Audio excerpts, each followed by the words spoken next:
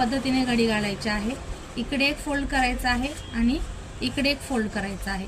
असाही तुम्ही सेंटर काढू शकता किंवा हा अर्धा पॅड आहे तिथे तुम्ही असा अर्ध्याची घडी घाला आणि या पद्धतीने इथे मार्किंग करून घ्या। हा झाला तुमचा अर्धा सेंटर। त्यानंतर पुन्हा ही घडी घालायची आहे आणि पुन्हा इथे मार्किंग करून घ्यायचं आहे।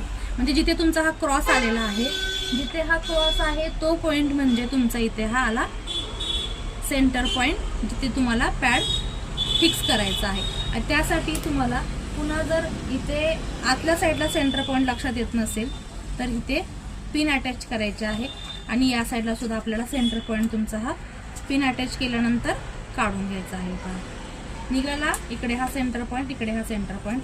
आता हा जो पॅड आहे तो इथे अटॅच करायचा आहे। हा आपला आहे अस्तरचा फॅब्रिक, त्याच्यावरती पॅड अटॅच व्हायचा आहे। तर इथे प्रिन्सेस कटचा जॉईंट आलेला आहे।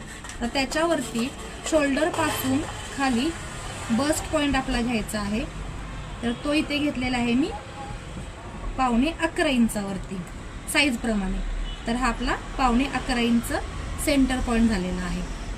आता हा सेंटर पॉइंट आणि हा पॅड आपल्याला जो हा उलटा आहे हा सरळ आहे, हा इथे या पद्धतीने उलटा करायचा आहे। जिथे आपला सेंटर पॉइंट आहे, जिथे सेंटर पॉइंट आहे तिथे बरोबर इथे अटॅच करायचा आहे।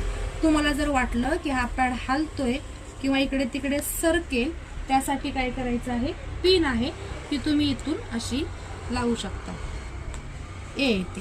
म्हणजे आपल्याला शिलाई इथून घ्यायची आहे इथपर्यंत आणि पिन वरच्या बाजूला लावू शकता, जेणेकरून हा कपडा आणि पिन सेट होईल। आता इकडे जे आहे ते बरोबर मशीन आहे त्याच्या आतमध्ये सेट करायचे आहे। इकडेही आलं लक्षात, आणि तिथून आपल्याला हे स्टिच करून घ्यायचं आहे। स्टिच करताना डबल लॉक सिंगल लॉक तुमच्या हिशोबाने तुम्ही करू शकता।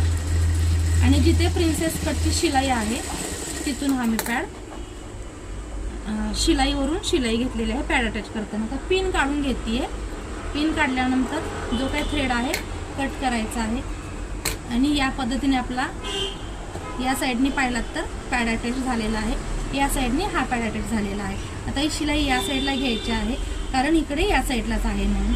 आता हा पॅड आहे असा ठेवायचा आहे। सेंटर पॉइंट आपल्याला पकडलेला आहे। इथे तुम्हाला मशीन लावायची नसेल तर तुम्ही याच पार्टला हात शिलाई करून सुई धाग्याने शिवून घेऊ शकता, खालवर इथे अटॅच करू शकता।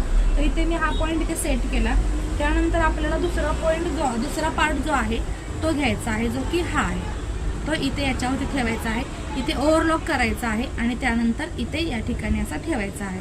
तर ओव्हरलॉक मी करायची विसरलेली आहे, ओव्हरलॉक करून